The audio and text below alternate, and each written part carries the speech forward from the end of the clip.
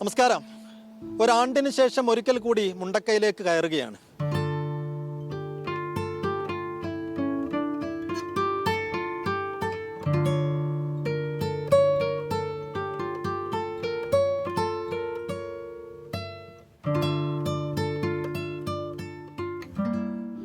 ഈ ഒരു വർഷം മുണ്ടക്കയിൽ എന്താണ് സംഭവിച്ചത് എന്നറിയാൻ വേണ്ടിയാണ്. ചെറിയ മഴയുണ്ടായിരുന്നു രാവിലെ, ഇപ്പോൾ ഇല്ല. അന്നത്തെ പോലെ ആ ഭീകരനായൊരു മഴ ഇന്നില്ല. ദേ പള്ളി കാണാം. പള്ളിയുടെ ആ ഇമാമുണ്ടായിരുന്ന പുറത്തെ മുറിയുടെ സൺഷെയ്ഡ് പൊട്ടി വീണ് അന്നും ഇതേപോലെ ആയിരുന്നു. കിലോമീറ്ററുകൾക്കപ്പുറം പോത്തുകല്ലിൽ നിന്നാണ് ശിഹാബ് മുസ്ലിയാരുടെ ചേതനയറ്റ ശരീരം കിട്ടിയത്. ഒരടയാളപ്പെടുത്തലും ബാക്കിയാക്കാതെ മുണ്ടക്കൈ കവല ഉരുൾ വന്ന് മൂടിയ രാവിരുട്ടിൽ അപ്രത്യക്ഷമായി. ഒരു 2-3 കമ്പിയിൽ ആ സൺഷെയ്ഡ് തൂങ്ങി നിൽക്കുകയാണ്. അത് പൊളിഞ്ഞു വീണിട്ടില്ല. ആ ഒരു 2-3 കമ്പിയിൽ നിന്ന് അത് പൊളിഞ്ഞു വീണിട്ടില്ല. പിന്നെ അതിന്മേൽ പ്രകൃതിയുടെ ഒരു താണ്ഡവം ഉണ്ടായിട്ടില്ല. ഇതാണ് പള്ളിയുടെ അവസ്ഥ. അന്ന് ഈ ഭീമാകാരനായ ഉരുളൻ കല്ല് അതങ്ങനെ തന്നെ ഇവിടെ ഉണ്ട്. ഇത് ഇവിടെയായിരുന്നു നമ്മുടെ നൗഫലിൻ്റെ വീടുണ്ടായിരുന്നത്. നൗഫലിൻ്റെ വീട് ഇവിടെയായിരുന്നു ഉണ്ടായിരുന്നത്. ആ തറ പോലുമില്ല, ഒരു അവശേഷിപ്പുകളുമില്ല. ആ വീടിൻ്റെ ഒരു തറയുടെ ഭാഗങ്ങൾ വെച്ചാൽ താഴേക്ക് വെച്ചിരുന്ന പില്ലറിൻ്റെ അവശിഷ്ടങ്ങൾ കാണാം. അന്ന് ഇവിടെ ഇരുന്നായിരുന്നു അന്നതാ അഭിഷേക് ഇവിടെ ഇരുന്നായിരുന്നു അന്ന് നൗഫല് ഗൾഫിൽ നിന്ന് വന്ന് നൗഫല് ആ ഒരു ശൂന്യതയിലേക്ക് നോക്കി മരവിച്ച മനസ്സുമായിരുന്നത് ഇതാ ഇവിടെയായിരുന്നു. ഒരിക്കലും സ്വപ്നത്തിൽ പോലും കരുതിയിട്ടില്ല.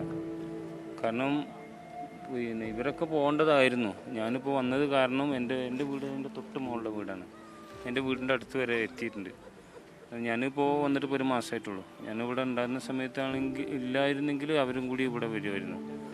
ഇപ്പോൾ മുണ്ടക്കയിൽ കാര്യമായ മാറ്റങ്ങളൊന്നുമില്ല. ഈ അവശിഷ്ടങ്ങൾക്ക് മേൽ പുൽപ്പടർപ്പുകൾ വന്ന് മൂടിയിട്ടുണ്ട് എന്നതല്ലാതെ കാര്യമായൊരു മാറ്റങ്ങളുമില്ല. അപ്പോൾ നമ്മൾ ഈ മുണ്ടക്കയിലെ ജുമഅത്ത് പള്ളിയിലേക്കൊന്ന് കയറി നോക്കുകയാണ്. സുലൈമാനിക്ക പള്ളി വൈസ് പ്രസിഡൻ്റാണ്. അന്ന് നമ്മൾ കണ്ടിരുന്നു. അന്ന് ഇവിടെ കയറിയപ്പോൾ സുലൈമാനിക്ക കണ്ടിരുന്നു.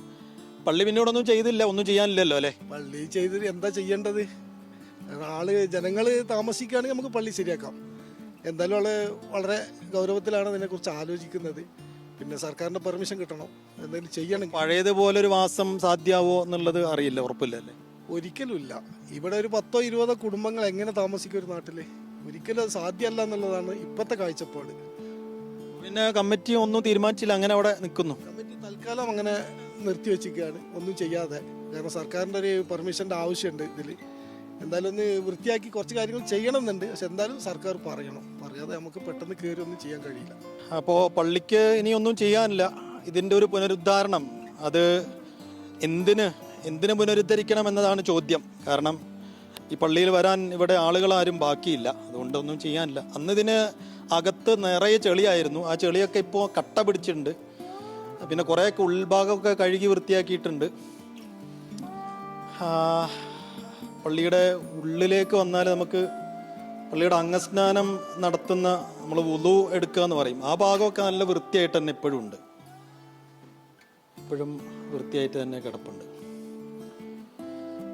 ശരി, അപ്പോൾ ഈ പള്ളിയിൽ ഇനി ഒരു ആരാധനയോ അല്ലെങ്കിൽ എന്തെങ്കിലും കർമ്മങ്ങളോ ഒക്കെ നടക്കുമോ എന്ന് ചോദിച്ചാൽ അതിനിപ്പോൾ വ്യക്തമായൊരു ഉത്തരമില്ല. മുണ്ടക്കൈക്കാരുടെ വിശ്വാസത്തിൻ്റെ അല്ലെങ്കിൽ അവരുടെ ജീവിതത്തിൻ്റെ ഇസ്ലാം മത വിശ്വാസികളുടെ പ്രധാനപ്പെട്ട ഒരു ആരാധനാ കേന്ദ്രമായിരുന്ന മുണ്ടക്കൈ പള്ളി ഇന്ന് ഒരു തരത്തിലുള്ള ചലനവുമില്ലാതെ ആൾപെരുമാറ്റവും ഇല്ലാതെ വിശ്വാസികളൊന്നും വരാനില്ലാതെ ഇങ്ങനെതാ ഇവിടെ നിന്ന് ഇങ്ങനെ നോക്കിയാൽ കാണാം, പൊട്ടി വന്ന വഴി കാണാം. ഭീമാകാരനായ ഒരു ഉരുൾ പൊട്ടി വന്ന വഴി ഇവിടെ നിന്ന് ഇങ്ങനെ കാണാം. മുന്നിൽ അന്ന് നമ്മൾ കണ്ടിരുന്ന ഒരു വാഹനം അതിപ്പോഴും അങ്ങനെ പൊളിഞ്ഞു തന്നെ കിടപ്പുണ്ട്. തുരുമ്പെടുത്തിട്ടുണ്ട്, 1 കൊല്ലം കഴിയല്ലേ. അപ്പോൾ സുലൈമാൻക്ക, ഈ വണ്ടി അന്ന് നമ്മുടെ പള്ളിയുടെ തന്നെ പ്രധാനപ്പെട്ട ഒരു ഭാരവാഹിയുടെ വണ്ടിയായിരുന്നു. ഇവിടെയായിരുന്നു പുള്ളിയുടെ വീടുണ്ടായിരുന്നു. അല്ല, ആരായിരുന്നു? കൂളിയോടൻ അലിൻ്റെ അവരെ ജീപ്പാണിത്. പിന്നെ അവർ മുൻ കമ്മിറ്റിൻ്റെ ട്രഷറായിരുന്നു. അവർ കുടുംബം ഒന്നായിട്ട് പോയില്ല. ആകെ 2 കുട്ടികളെ ബാക്കി വന്നിട്ടുള്ളത്. ഷംസുവിൻ്റെ ഒരു ചെറിയ കുട്ടി, അലിൻ്റെ ഒരു ആൺകുട്ടി. ഇവിടെ ആയിരുന്നു അല്ലേ ഈ മൺകൂന കിടക്കുന്നിടത്തായിരുന്നു ആ വണ്ടിയുടെ ഓണറായ ഷംസുക്കായുടെ വീട്. ആ വീടിന്റെ പൊടി പോലും ഇല്ല. ആ പീടിയൊക്കെ ചേർന്നായിരുന്നു അവരുടെ വീട് അല്ലേ? ഇതിനോട് ചേർന്നായിരുന്നു. ഷംസുക്കായുടെ ഉമ്മയും അപ്പയും എല്ലാവരും പോയി. എല്ലാവരും പോയി. ഇനിയിപ്പോൾ പള്ളി കമ്മിറ്റി എന്തെങ്കിലും ഈ ഒരാണ്ടിലേക്ക് വരികയാണ്, ഒരു വാർഷികമാണ്. അപ്പോൾ പള്ളി കമ്മിറ്റി എന്തെങ്കിലുമൊക്കെ ചെയ്യുന്നുണ്ടോ? തീർച്ചയായിട്ടും പള്ളി കമ്മിറ്റി അടുത്ത ഈ വരുന്ന ജൂലൈ 31 മേപ്പാടി മൂപ്പനാടുള്ള ജൂബിലി ഹാളിൽ വെച്ച് ഒരു ദുആ മജ്ലിസ് നടക്കുന്നുണ്ട്. അതിൽ പങ്കെടുക്കുന്നത്, നേതൃത്വം നൽകുന്നത് ബഹുമാനപ്പെട്ട സമസ്തയുടെ പ്രസിഡന്റ് ജിഫ്രി മുത്തുകോയ തങ്ങളവറുകളാണ്. അന്ന് മുഴുവനും ഈ മാലിന്യ മുഴുവൻ ആളുകളും അതിനോടനുബന്ധിച്ച ആളുകളും എന്തായാലും പരിപാടിയിൽ പങ്കെടുക്കും. പരിപാടി ഒരു വലിയ പരിപാടിയായിട്ടാണ് ഞങ്ങൾ പ്രതീക്ഷിക്കുന്നത്. കമ്മിറ്റി ഇതിവിടെ ആനപ്പിണ്ടൊക്കെ കിടക്കുന്നുണ്ട്, കാണാം. എല്ലാ ദിവസവും ആനുണ്ട്. വൈകുന്നേരം തന്നെ ആനുണ്ട്. എന്ന് വെച്ചാൽ ആളുകൾ ആൾപ്പാർപ്പില്ലാത്തോടു കൂടി വന്യജീവികൾ ആനയൊക്കെ വരാൻ തുടങ്ങി. ആന ഇഷ്ടം പോലെ ഉണ്ട്. ഇവിടുന്ന് ചൂരമല വരെ ആനയാണ്. പകൽ സമയങ്ങളിൽ പോലും മൃഗങ്ങളെ ശല്യം കൂടുതലാണ്. ഇക്കാടെ വീട് താഴെ ആയിരുന്നില്ല? എൻ്റെ വീട് മുണ്ടക്കൈ എൽ പി സ്കൂളിൻ്റെ അടുത്ത് വീട്. അല്ല, ഞങ്ങൾ താമസം മേപ്പാടിയാണ്. ഈ കെട്ടിടങ്ങളൊന്നും പിന്നെ ഇങ്ങനെ ഒരു വീഴാൻ പോകുന്ന രീതിയിൽ നിൽക്കായിരുന്നു അന്ന്. ഇപ്പോഴും അങ്ങനെ തന്നെ നിൽക്കുന്നു. അതേ നൃത്തം തന്നെയാണ്. ഇവരൊക്കെ കുടുംബത്തിൽ ഒരുപാട് ആളുകൾ പോയിട്ടുണ്ട്, ചില ആളുകളുണ്ട്. ഈ ബിൽഡിംഗ് ഒക്കെ അന്ന് ലീഗ് ഓഫീസായിരുന്നു ഇവിടെ, ലീഗ് ഓഫീസ്. അപ്പോൾ ഈ ബിൽഡിങ് ഒരു കൊല്ലം മുമ്പ് എങ്ങനെയായിരുന്നു അത് അങ്ങനെ തന്നെ കിടക്കുന്നു. മുകളിൽ കുറച്ച് പുൽപ്പടർപ്പുകളും ചെറിയ വള്ളികളും ഒക്കെ വന്നു എന്ന് ചോദിച്ചാൽ കാര്യമായൊന്നും സംഭവിച്ചിട്ടില്ല, ഇങ്ങനെ തന്നെ നിൽപ്പാണ്. അവിടെയൊക്കെ വീടുകളുണ്ടായിരുന്നു. അപ്പോൾ ഇവിടെ ഇത് പിന്നെ അത് ഈ ഏരിയയിലെ വീടുകളൊക്കെ ലിസ്റ്റിൽ വന്നിട്ടുണ്ട്. ഈ ഏരിയയിലെ ലിസ്റ്റ് വന്നിട്ടുണ്ട്. ഇതിന് കുറച്ച് തൊട്ടടുത്തുണ്ട് കുറച്ച് വീടുകൾ, അത് ലിസ്റ്റിൽ വന്നിട്ടില്ല. അതാ ഇതെല്ലാം പെടുത്തിയിട്ടുണ്ട്. ഇതിന്റെ തൊട്ട് മേലെ അലവിന്റെ വീടിന്റെ ഭാഗത്ത് കുറച്ച് വീടുകളുണ്ട്. ആ വീടുകളൊന്നും ലിസ്റ്റിൽ ഇതുവരെ വന്നിട്ടില്ല. അപ്പോൾ പൂർണ്ണമായും തകരാത്ത വീടുകളൊക്കെ മുണ്ടക്കൈയുടെ മുകളിലുണ്ടായിരുന്നു. ആ മുകളിലുള്ള വീടുകളും ഒക്കെ ഇവിടെ ഒന്നും കാര്യമായ ആളുകളൊന്നും മരിച്ചിട്ടൊന്നും ഉണ്ടായിരുന്നില്ല അല്ലേ? ഇല്ല, ഇവിടെ ഒന്നും മരണം സംഭവിച്ചിട്ടില്ല. പക്ഷേ വീടുകളൊക്കെ ലിസ്റ്റിൽ പെടുത്തിയിട്ടുണ്ട്. ആളുകളെല്ലാം തമ്പടിച്ചത് ഈ മദർസിനകത്താ. സംഭവം കഴിഞ്ഞതിന് ശേഷം ഇവിടെ റിസോർട്ടിലും പിന്നെ ആസ്റ്റൻ മാനർ ബംഗ്ലാവിലും കൂടെ ആയിരുന്നു അന്ന് മുഴുവൻ ആളുകളും തമ്പടിച്ചത്. ഈ വീടുകളൊക്കെ ഇനിയിപ്പോൾ താമസയോഗ്യമല്ല അല്ലേ? വീട്ടിൻ്റെ ഉള്ളിൽ വന്നു. ഇനിയിപ്പോൾ പൊളിച്ചു കളയുമായിരിക്കും അല്ലേ? സർക്കാർ തീരുമാനമാണ്. പൊളിക്കണോ നിർത്തണോ എന്നൊക്കെ ഉള്ളത് അല്ലേ? അവിടെ 2-3 പുതിയ വീടുകൾ, എടുത്ത പുതിയ വീടുകളുണ്ടായിരുന്നു. പോയിട്ട് പൈസ ഉണ്ടാക്കി കഷ്ടപ്പെട്ടിട്ടുണ്ടാക്കിയ വീടുകളാണ്. എവിടെയാണുള്ളതെന്ന് അറിയോ? ഇവര് പിന്നെ കൽപ്പറ്റയാണുള്ളത്. ആ കുടുംബം ഇവരൊക്കെ നേരിട്ട് ബാധിക്കാത്ത, ഇതിൻ്റെ പുറകിൽ വെള്ളത്തിയിരുന്നു, പക്ഷേ തകർന്നിട്ടില്ല.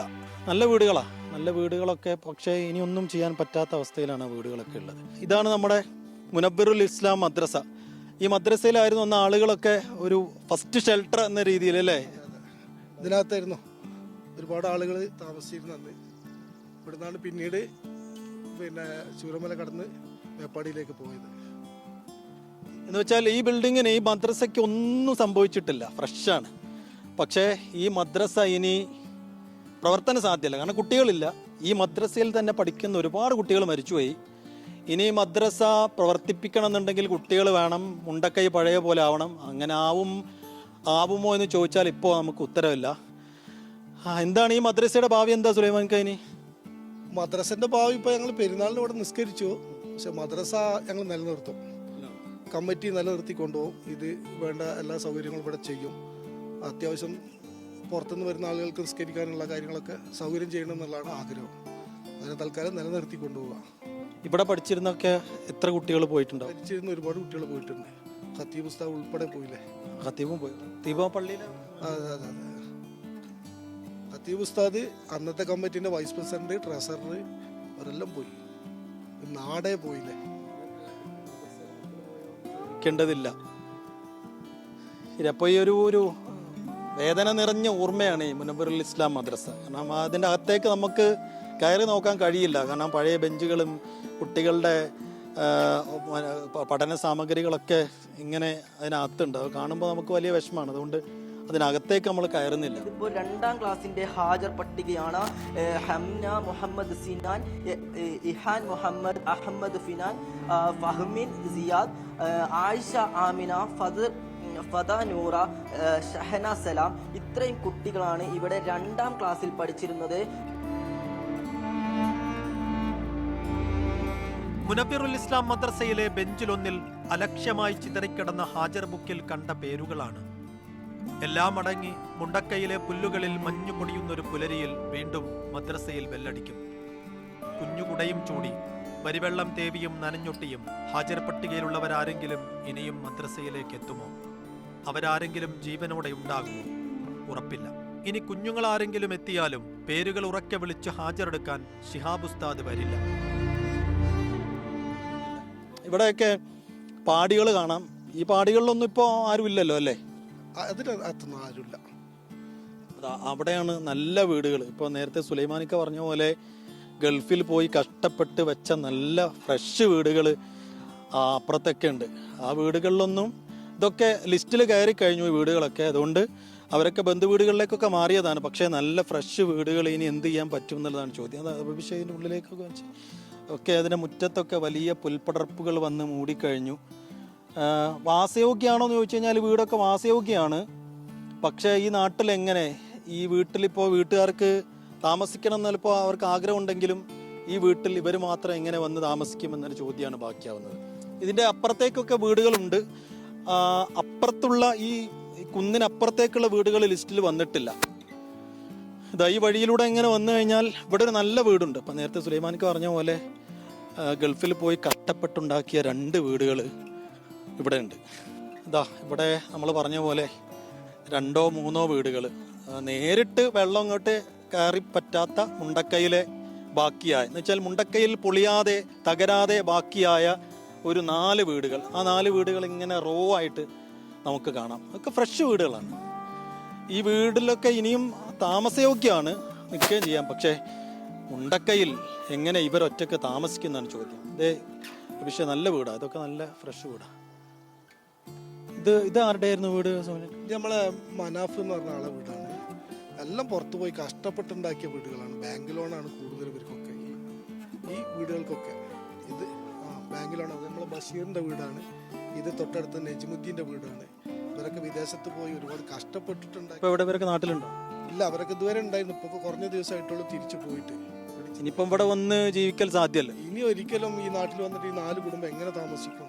അത് പ്രായോഗികമല്ലല്ലോ. ഒരു മനുഷ്യൻ താമസിക്കുമ്പോൾ എന്തെല്ലാം അടിസ്ഥാന സൗകര്യങ്ങൾ വേണം, അതില്ലല്ലോ. ഈ സൗകര്യങ്ങൾ ഉണ്ടെങ്കിലും പഴയ ഓർമ്മകളിലേക്ക് നമ്മൾ വീണ്ടും വീണ്ടും പോവുക. ഇവിടൊക്കെ രാത്രിയായ ആനയും ഒക്കെ വന്നിച്ച് ആന ഇന്നലെ വന്നത് അതാ ഈ വീടിന്റെ മുറ്റത്ത് ഇത് ആനപ്പിണ്ടം കിടക്കുന്നു.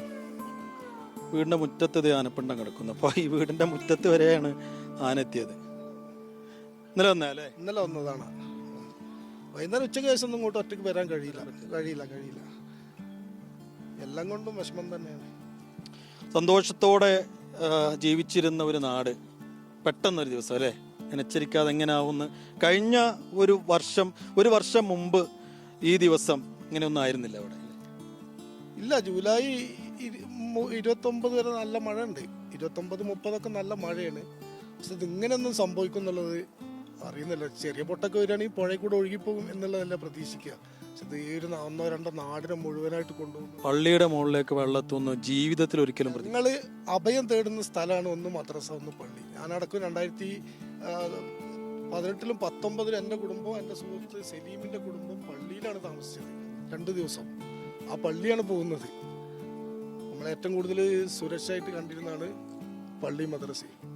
പുത്തുമല പൊട്ടിയന്ന് മുഴുവൻ മുണ്ടക്കയത്തെ മുഴുവൻ ആളുകളെയും കേന്ദ്രീകരിച്ച് ഒരു സ്ഥലത്ത് കൊടുന്ന് ഒന്ന് മദ്രസക്ക് അകത്ത് ക്യാമ്പ് ചെയ്ത് സ്ത്രീകളെ കംപ്ലീറ്റ് മുണ്ടക്കൈ മുസ്ലിം പള്ളിക്കകത്താണ് രാത്രി അന്തി ഉറക്കിയത്. ആണുങ്ങളെ വേറെ പെണ്ണുങ്ങളെ വേറെ ആക്കിയിട്ടാണ് അന്ന് താമസിപ്പിച്ചത്. ആ പള്ളിയാണ് പോയത്. അപ്പൊ നമുക്കൊരു പിന്നെ ഒന്നുമില്ല. പള്ളി പോയാൽ പിന്നെ ഒന്നുമില്ല. പിന്നെ സുരക്ഷ നമുക്ക് പറയാൻ കഴിയില്ല ഒരിക്കലും. കാരണം ആ പള്ളിയിലേക്ക് വെള്ളെത്തിയ പിന്നെ മുണ്ടക്കൈയില്ല. പിന്നെ പാക നമുക്കൊരു അഭയകേന്ദ്രം മദ്രസ മാത്രമേ ഉള്ളൂ. ഇതൊക്കെ വെച്ച് നോക്കുമ്പോൾ എന്താണ് നമ്മൾ പറയുന്നത്? ശരി, അപ്പോൾ മുണ്ടക്കൈ ഞങ്ങളിങ്ങനെ തിരിച്ചിറങ്ങുകയാണ്. നല്ല മഴ വരുന്നുണ്ട് വീണ്ടും. ഒരു ആണ്ടിലേക്ക് അടുക്കുകയാണ്. അപ്പോൾ കഴിഞ്ഞ തവണത്തെ പോലെ ഒരു ഭീകരനായ മഴ ഈ സമയമില്ല. പക്ഷെ എങ്കിൽ കൂടി മഴ വരുമ്പോൾ പിന്നെയും പേടിയാണ് അല്ലേ? മഴ ഇങ്ങനെ പെയ്യുമ്പോൾ സുലൈമാനിക്ക വീണ്ടും ഒരു ആദ്യ ഉള്ളിലൂടെ വരും. പക്ഷെ ഇനിയിപ്പോൾ എന്ത് വെള്ളം വന്നാലും ആരും പേടിപ്പിക്കാൻ ആരും ഇല്ല അല്ലേ? അല്ല, എത്ര പേടിയില്ല എന്ന് പറഞ്ഞാൽ എല്ലാവർക്കും പേടി ഉണ്ടാവും, അത് വെറുതെ പറയാണ്. പക്ഷെ പ്രത്യേകിച്ച് മേപ്പാടി നിൽക്കുമ്പോൾ എത്ര മഴ ചെയ്താലും നമുക്ക് ആ സംബന്ധിച്ചൊരു ഒരു പേടി തോന്നുന്നില്ല. ഇങ്ങോട്ട് വരുമ്പോൾ മഴ പെയ്യുമ്പോൾ പേടി തന്നെയാണ്. അപ്പോൾ എല്ലാ കാലത്തും ഈ ഒരു പേടി മുണ്ടക്കൈക്കാർക്ക് ജീവിച്ചിരിക്കുന്നുണ്ട്. ബാക്കിയായ മുണ്ടക്കൈക്കാർക്ക് മഴ കാണുമ്പോൾ, അതായത് മരണത്തിന് പിടികൊടുക്കാതെ, ഉരുളിന് പിടികൊടുക്കാതെ ബാക്കിയായ മുണ്ടക്കൈക്കാർ പല സ്ഥലങ്ങളിലായി ഇപ്പോൾ താമസിക്കുകയാണ്. അതിജീവനത്തിന് വേണ്ടിയുള്ള പോരാട്ടത്തിലാണ്. ആ മനുഷ്യരൊക്കെ വീണ്ടും ഒരു മഴക്കാലം വരുമ്പോൾ, ഒരു വർഷകാലം വരുമ്പോൾ ഓരോ അണ്ടറുതികളിലും അവർക്കുള്ളിലൂടെ ആധിയുടെ ഭയത്തിൻ്റെ ഒരാളൽ ഇങ്ങനെ കയറി വരും. അപ്പോൾ നമ്മളെല്ലാവരും ചേർന്നിട്ട് വേണം അവരെ വീണ്ടും, എങ്ങനെയാണോ ഈ ഒരു കൊല്ലം ഒരാണ്ട് അവരെ ചേർത്ത് പിടിച്ചത്, സുലൈമാനിക്കെ പോലെയുള്ള ആളുകളെയൊക്കെ കേരളം എങ്ങനെയാണോ ചേർത്ത് പിടിച്ചത്, അവരെത്ര കാലം ജീവിക്കുന്നോ അത്രയും കാലം ആ ചേർത്ത് പിടിക്കുന്ന, അവർക്ക് എല്ലാ തരത്തിലുള്ള സഹായങ്ങളും എല്ലാ തരത്തിലുള്ള പിന്തുണയും കൊടുത്തുകൊണ്ടുള്ള നമ്മുടെ ഒരു ചേർത്ത് പിടിക്കലുണ്ടല്ലോ, അതങ്ങനെ തന്നെ തുടരണം. എന്നാൽ മാത്രമേ ഈ നാടിനും ഈ നാട്ടുകാർക്കും ബാക്കിയായ നാട്ടുകാർക്കും ഇനിയും ജീവിതവുമായി മുന്നോട്ട് പോകാൻ കഴിയും. മുണ്ടക്കയിൽ നിന്നും ബബീഷ് കക്കോടിക്കൊപ്പം PC സൈഫുദ്ദീൻ, മീഡിയ 1.